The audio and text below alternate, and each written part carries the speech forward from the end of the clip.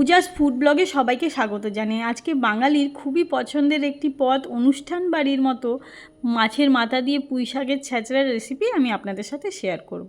এখানে আমি কিছুগুলো সবজি নিয়েছি, তার মধ্যে আছে বেগুন, মূলো, বরবটি আর মিষ্টি কুমড়ো, ঝিঙে, রাঙা আলু, আলু, পেঁয়াজ নিয়েছি। আর এখানে মোটা মোটা দেখে একটু পুঁই শাকটা আপনারা নিয়ে নেবেন। সবজি আপনারা নিজেদের মতো কম বেশি নিতে পারেন। আর এখানে আমি একটা মাছের বড় সাইজের মাথা নিয়েছি। এই মাথাটাকে এবারে নুন আর হলুদ ভালো করে মাখিয়ে নেব। মাছের মাথায় আমার নুন হলুদ ভালো করে মাখানো হয়ে গেছে। এবারে কড়া সর্ষের তেল গরম করে এবারে মাছগুলোকে আমি ছেড়ে দেবো। মাছের মাথাগুলোকে খুব কড়া লাল করে আমি ভেজে নেব, কারণ পুঁই শাকের ছ্যাঁচড়ায় মাছের মাথাগুলো ভালো করে না ভেজে দিলে ছ্যাঁচড়ার টেস্টটা একেবারেই ভালো হবে না, মাছের একটা আঁশটানি গন্ধ ছাড়ে।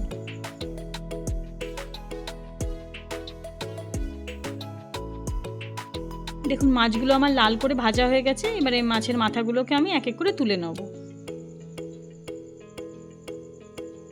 এবারে এই মাছ ভাজার তেলের মধ্যেই কিছুটা পাঁচ ফোড়ন, দুটো শুকনো লঙ্কা আর 4-5টা থেতো করে রাখা রসুন আমি ফোড়নে দিয়ে দেবো। রসুনটা হালকা ভাজা হলে আমি একটা পেঁয়াজ কুচিয়ে রেখেছিলাম, পেঁয়াজ কুচিটাকে দিয়ে দেবো। পেঁয়াজ কুচিটাকে দিয়ে বেশি লাল করে ভাজবো না, হালকা নাড়াচাড়া করার পরে যে সবজিগুলো একটু সেদ্ধ হতে টাইম লাগে, যেমন আলু, রাঙা আলু, কুমড়ো, এগুলো আমি আগে দিয়ে দেবো।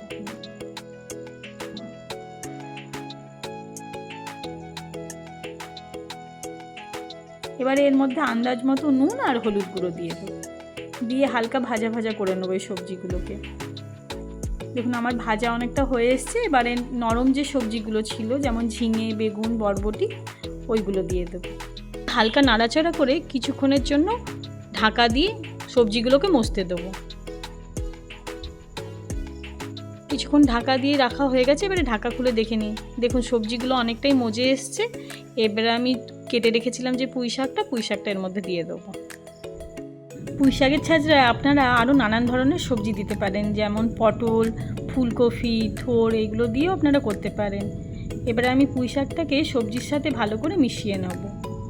আর এই ছ্যাঁচড়াটাকে আপনারা নিরামিষও করতে পারেন, একই পদ্ধতিতে করবেন। আর খালি রসুন, পেঁয়াজ আর মাছের মাথাটা দেবেন না, তাতেও একই রকম খেতে টেস্ট হবে।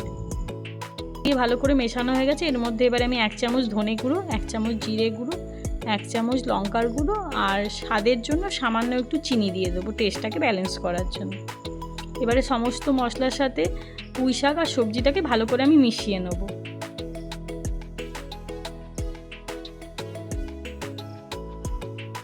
মিশিয়ে এবারে কিছুক্ষণের জন্য ঢাকা দিয়ে রেখে দেবো। এবারে ঢাকাটা খুলে দেখি, দেখুন পুঁই শাকের থেকে কতটা জল বেরিয়েছে। এবারে এই সবজিগুলো তো আমার প্রায় সেদ্ধ হয়ে এসছে। এবারে জলটাকে আমি ভালো করে শুকিয়ে নেব। এবারে আমি সর্ষে সামান্য বেটে রেখেছিলাম, সর্ষে বাটা আর ভেজে রাখা মাছের মাথাগুলো দিয়ে দেবো। দিয়ে পুঁই শাকের সাথে ভালো করে মিশিয়ে নেব।